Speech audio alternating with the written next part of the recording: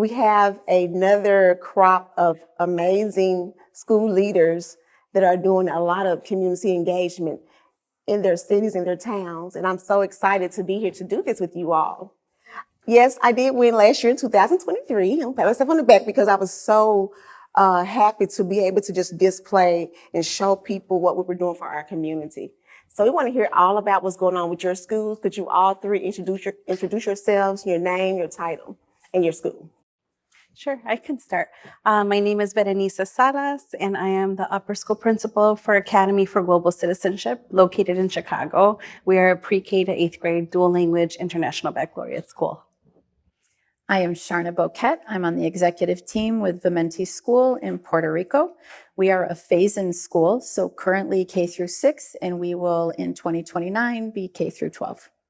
Hi, I'm Stephanie Becker. I'm the executive director at Amy Beal Charter High School. It's in downtown Albuquerque. We're 9 through 12, and we focus on college prep, scholarship, and service to the community. So, Stephanie, Yes. Congratulations. Thank you. Tomorrow will make 25 years yes. at Amy Beal. That is an amazing accomplishment. For 25 years 25 anniversary of years. the school. Wow. Yeah. We're proud of that. Right.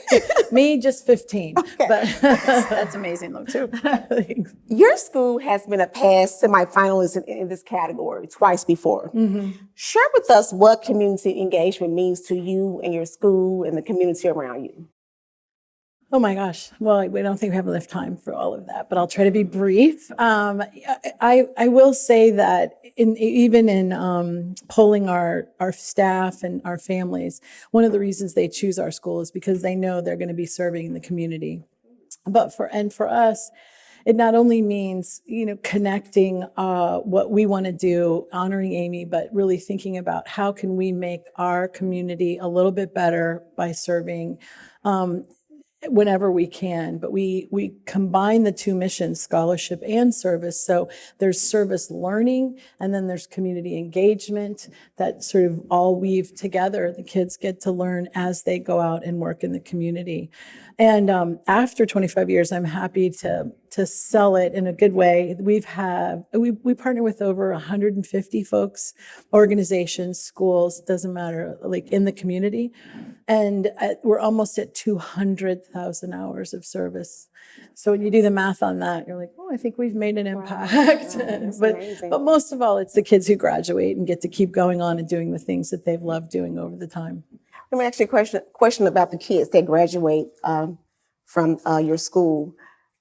How do they impact the school after they have graduated and got into their careers? I remember earlier you were talking about Asia and another student that graduated. Mm-hmm. How Sam and Roshai. How do they get? Because they're still a part of that community. Not only are they part of the community, I'm going to talk about a couple other graduates. We have two graduates, one Cesar, who graduated in 2012 and went on and got his master's in business administration. He's working for the FBI over on the labs. But what he really loves doing is coming back. He's on our governing board. He's been helping us kind of envision the next 25 years. He'll be speaking tomorrow. And, giving back not only to the community, but to the community that sort of brought him up. And this was a kid who was living out of his car his senior year to pay for everything and get ready to do things. Yeah, so it was great. And then the other one I'm really proud of, I mean, there's so many to be proud of, but Ava, who went to the Walter Cronkite School of Journalism, came back and is now the director of communications for the city. So she's the mayor's right-hand gal, and she serves on our foundation board. And so the alums, they love coming back and helping us out and bringing their wisdom to our students. Oh, that's amazing, Stephanie. Just anytime that you can get a former student to come back into your establishment, and then number one, he or she is a model for what you want your future graduates to look like. I love that. I love when they come back. Thank you. Sharna, today and throughout this process, we've learned so much about this housing development and project that you all have in your schools. When did you all decide we have to do this for our families? So we were incepted through the Boys and Girls Clubs of Puerto Rico, which has more than 55 years working in vulnerable communities in Puerto Rico. About 10 years ago, the organization leadership and volunteers stepped back and said, we are not seeing a change in systemic poverty. And we were working in these communities, and kids were graduating high school, but they were staying in the community in which they lived and knew. So we began doing a pretty extensive research that led 2 years before we opened the first school. And we really built it around 3 tenets to really have a whole child. When you are an adult, you need to have access to quality education, quality social and wellness well-being, and economic opportunity. So we decided that to educate just the child, and there are many schools that are doing excellent education, we saw a lot of research that said education is not enough. So we decided that we would create a 2-generation model. So when the child enrolls, the full family is enrolled in the school. And so the family is aligned to a case manager.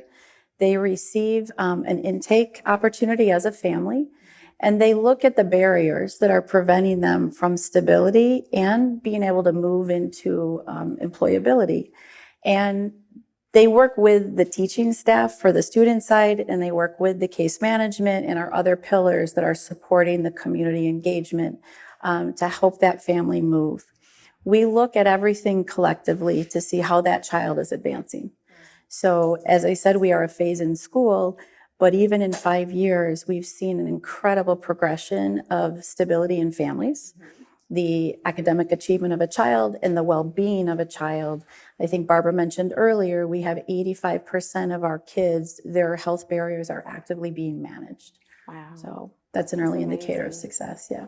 Individualized management, case management Individualized case management. for each family. Correct. And you mentioned also public housing. So Ramos Antonini was the first housing community that Boys and Girls Clubs participated with. They are one of the most closed communities in Puerto Rico, meaning that they did not have anything involving them to see what was available outside of their community. We chose to start there. And some people say, why did you pick the toughest community? Why not? Why not? Because we said if we can make impact in opening this community up, we know we can replicate. And so we purposely, to your point, made that decision. Amazing.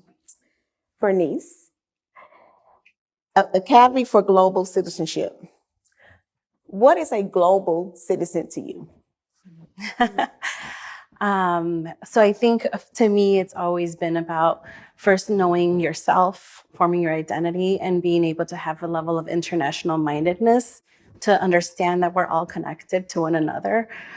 This idea of building empathy towards others and having opportunities to really explore that, right? So for me, when it comes to a student who's a global citizen, it's very difficult to measure. We constantly get asked, like, for our metrics of like, how do you measure global citizenship? And it varies, right? And it's case by case for each student. It could be measured through the impact that they're making very concretely in a different country when they take their service learning trips, or it could be the amount of money that has been donated to an organization from a kindergartner action project. It really varies, but the kids do grow up learning about their imprint, their action, and how they impact the world, down from like the choice of coffee, whether it's fair trade or not, to the restaurant down the street. What kind of practices do they have? Are they a principled organization or not? And we're teaching them to be evaluative and analytical, so that when they get older and we see the impact as they get older, that they're able to really navigate the world with all of these tools within them instilled, and they are the next change makers for our world. I think a common theme that I've heard today is the whole child. And I think, Bernice, you talked about 3 levels of learning or teaching: food, health, economic. Sharna, you just talked about the individualized case management and academics. So I see that you're not just saying it's all about academics, it's about everything else around the child. So Stephanie, tell us about how you are also involved in the community to help the whole child. Well, we are really fortunate that within our school, we have an incredibly robust SEL program that is embedded in advisory 3 times a week. And we have 3 social workers that support them too and support that curriculum. And most of all, by having them, of course, participate in rigorous academics, but really consider who they are in the world. Who am I as an individual? They have to really explore identity. And then with our Facing History curriculum, they also begin to think about, all right, what was my place in history? What will be my place in history? And how will I make a difference as I move on? And so there's the constant question that we're asking them is, what kind of agent for change will you be? And they start in the 9th grade doing something called the Social Action Project, where they choose a social justice issue that they're passionate about. And not all the time, but lots of times, what they've chosen in 9th grade is something that they continue to explore and deepen their understanding around. And then when they finally get to senior year, they can then take that work and become, not just proficient, but masters in that work world, so that their academic, their work world, they all begin to integrate, and they're just, better citizens, as it were, or better community members. And they're feeling really comfortable with, oftentimes in high school, they get a little bit siloed and they're sort of off, but our kids are downtown. Our kids are in the community. And so they can really manage themselves as adults a little bit earlier on, I think. Yeah. Sharna, so one of your major developments is housing. Tell us some other things that you are doing with the community outside of the housing development. So I think one of the most impactful growth opportunities that we've had is, as I mentioned, this public housing community traditionally was a very closed community. And many of the community members did not see or trust the impact that Vimenti might have on the broader community opportunity. Our economic training program, for example, is open community-wide. And we see community members now really activating, and our waiting list for other children to join our school, I think, is very another indicator that we're having a broader community impact. We understand we have a very aging population in the public housing that we're in, and in the surrounding public housing communities as well. So through further investigation, we decided to work with a partner to open a health clinic. So that's embedded in the Vimenti school, and in our new campus, the clinic will have the capacity to serve over 4,000 community members. So our kids are witnessing and seeing what happens when you take care of yourself, and how that can really impact their community and the safety. And we live in chronic trauma in the community we're in. And so you've seen a major shift in the openness of the broader community members. Let's talk about, what are some of the challenges in community engagement? My challenges has been just sometimes the community not having time for us, and scheduling time, then the counsel it, and then just kind of running away from us. Almost like sometimes if we feel like a car salesman, when you're always looking for a car and the salesman is just like walking you around. I felt like that sometimes when I was trying to solicit support from the community. And I almost feel like, okay, here I am again, April here, So tell me, what has been some of the challenges with you guys? So for us, a big challenge was space. Okay. There were lots of big ideas that the community had, and finding the space to actually facilitate those ideas. For example, there was a solar job training that the community wanted to engage in, and we found partners that could come on site, but they needed the size of a classroom for just one of the solar panels to live in for the whole year. And that's really tough. Real estate in education and in schools is not easy, right? To navigate. You have teachers who sometimes use creative spaces and nooks and crannies. So I think for us, the big challenge was space. And then you named it already, the time. We found ourselves challenged with families who had a lot of stress and things going on in their lives, and running around doing double jobs, right? And how do you facilitate that for them? How do you understand that they are engaged, but they're not able to physically be there sometimes. So we had to be creative with scheduling. I think all of us do that. Trying to provide childcare whenever we can, and making some things virtual if possible, but really accommodating and understanding what are the challenges that they're facing first. I think for Vimenti, I'll talk about our first year and then I'll share where it is today. Expectations, low expectations was a challenge. We had lack of trust, but we also had, this is a broader community. The families live in 5 generations. They would never identify themselves as poor because this is what they know. They don't realize that $5,000 a year is poor. They also, the communities were a human-centric design. So when we did our design of the school, our families didn't know they were living in failing schools. Like, all of these schools federally should have been closed. They were that bad. And the parents didn't know it, and they had no expectation and nowhere to go to push for excellence. Mm-hmm. And then you have our teaching staff, right, that is seeing the community and seeing the trauma that's happening, and our teachers weren't showing what the capability is of our child. So we really had to step back and think about, how do you engage community differently? How do you build trust? How do you change expectation? How do you show results? Most of our children had never been outside to El Morro, which is a fort in San Juan. You know, most of our children don't know how to swim. These are just exposure of their culture in Puerto Rico. Their exposure was in their 1 mile radius. So being very intentional to open minds, both to the child and the parent. And today we went through our human-centric process for middle school. The parent engagement and questions, extremely different. The expectations, the responsibility, parents at parent-teacher conferences, we have over 90% participation. Whoa. It's amazing. That is amazing. Our families are involved. That's good. And so we say, wow, now we wanted feedback. We've got it. So now you have to do something with that. Right, exactly. Right. So now the bar is up, and that's a really great thing to see.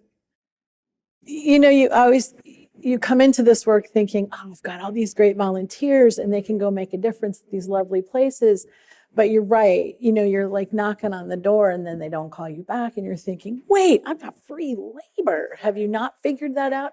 But it's, you know, almost like a salesperson, you kind of overcome those objections and you bring in little pilot programs. So I say start small and then continue to cultivate those relationships. So, I mean, we've been working with certain community partners for the last 15 years because kids keep showing up and keep doing good work. And I think about the Museum of Southwest Biology and the great work that kids are doing there and still doing there. And, you know, kids love to go back to their middle schools and serve there and then just make a difference with the kids there. But it's one of those things where once you get a partner, don't lose the partner. Right. And then keep growing the harvest, get more and more. Right. I think about how over the years where we started off, and at first we actually started off with just the parents coming and actually even coming into our building to help us clean up. And now they are a part of the stakeholders of our school community. And so I want you all to tell me who are some of the stakeholders that you really depend on and they really help you, move this work. Stakeholder engagement is crucial to us. Mm-hmm. One, in Puerto Rico, failing education and poverty has been a very under-discussed issue. Mm-hmm. So bringing visibility, helping parents have a voice and understand that they can activate change. That has been huge. And so we've really worked with our board of directors, with financial stakeholders, with our health partners. We have a lot of community partners, collectively with the intention to raise and build the visibility of what this project is doing. Our goal is to scale this, whether it's us as the operator or the model. We believe that this is a solution to change community output, ultimately to thrive for our kids. So our stakeholders, we use volunteers from the most prestigious prep school in Puerto Rico. We have 80 high school kids signed up to come and help. Those parents are activating and getting involved. And I will tell you, none of those parents 5 years ago even knew that what public schools were, or that there was, I mean, there's just a very big lack of understanding in Puerto Rico of the division of wealthy and poor. We have a very small middle class. So a lot of ignorance, and we see a social justice responsibility to raise awareness and to raise what can happen with change. And with that, it's been crucial for stakeholders. Let me tell you, one of our stakeholders, she lives about 2 blocks away from one of our schools. She does not have any children that attend the school, but she is on the news fighting for our school. She's at the board fighting for our school. She has collected more money than some of the big organizations for our school. That's great. And she often tells me, see, Miss Bobo, you can't say what you want to say to parents. I can. She say, you're getting in trouble if you say what I can say to parents. And she helped move the needle in our schools, because I'm going to get in trouble if I say that. Right? Don't go to the board on me. But she say, they can't do anything to me. One of my biggest advocates for our school, just always there because of building that relationship. And so that's like, it's a stakeholder that you wouldn't even think like has that much impact on our schools. It kind of feels like you have silent partners, right? And Yes, because we're yes. downtown Albuquerque, we have businesses that just love seeing our kids skateboarding out front. They're like, oh my gosh. And then they love it when they obviously come to their coffee shops and drink their coffee. But they're a different set of stakeholders. Our community partners are stakeholders. And so we engage them and make sure we're really consistently communicating with them about their needs and about what they like to see in our students. And then I have obviously parents and families, but our students, I really see our students as stakeholders. They are. And so we actually scarily survey them for certain things. They are, absolutely. But if you can get the pulse, just get a little bit, and they trust us enough that we'll listen to them, and we trust them enough to just throw it at the wall and see what might work. You know, that collective brain engagement, obviously we can't do anything without our faculty. And so, but when we all engage together, we're a community school. So by definition, we should be doing that anyway. But I love to see how it kind of has organically pulled itself together in that way. So my last question is, what is next? What is next with community engagement in your schools? What are your dreams? What are you planning now for the future? So at AGC, our next phase is really opening up the farm a lot more. A lot of our family, so we're radical educators here, right? So we're And Bernice, I don't think we talk much about your farm. Could you elaborate on the farm stuff? Yeah, so we have, I'll talk a little bit about the land too, because it gives you an insight to our key stakeholders. Our school was the very first to purchase an area, a piece of land from former CHA housing. So it sits on a land that had been vacant, that had been disinvested and sat vacant for over 20 years nearly. And that left a lot of trauma in the community as well, and distrust as we were building our school. And one of the things that we wanted to make sure is that our school was going to be the catalyst for what we call the Green Corridor on the southwest side of Chicago, that it wasn't just something that the north side had or the yuppies had in Chicago, right? That it was something that our people had, and that it would come back to indigenous values as well and roots. So our community being Black and Brown, listening to them and including them and hearing them and what they wanted to see. And we kept hearing over and over again, we want health clinic, we want access to food. We want to make sure that we're part of this process, of having town hall meetings and having our city officials work with us and work with the community to facilitate that. And all of that just kind of brought this idea of this farm. We've always been a school that grows our own food. We've had little scrappy garden boxes and things like that, and harvested our own eggs from our chickens. But now it's really to a bigger scale, where we're integrating a teaching barn, bringing in some larger farm animals as well. And that opens up a whole opportunity. We have grandparents who are campesinos in Mexico, and they're saying, I have skills, I know how to do this, let me come volunteer and help out. So it's really going to be a next journey for us to see how that creates not only like a catalyst for change, a chispa in the community, but really as a model for other schools to become more sustainable school communities. All right, that's amazing. What's next? Vimenti? What's Yes, next? so for Amy B? Vimenti, we are beginning to scale this model into 5 additional schools.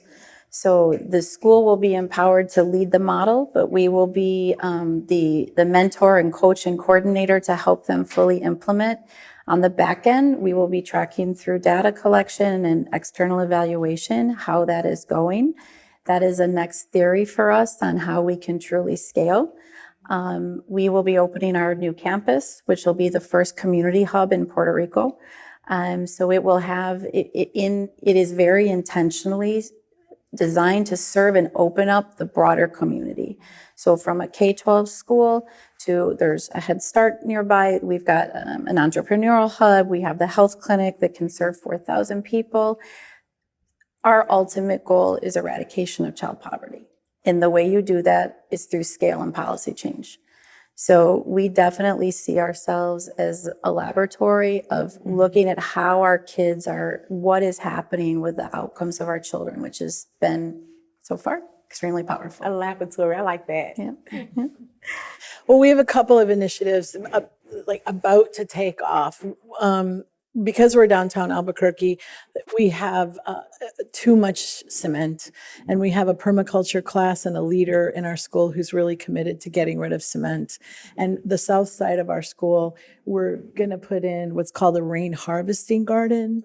And so we're getting kids involved in permaculture and food forests and in harvesting. In New Mexico, we don't get a lot of rain, so we need to do something smart with it and not let it just wash off into the street and go to the Rio.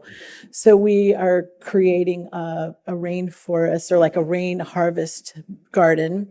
It's going to take a while. The other thing that's really important, we were just named an early college high school.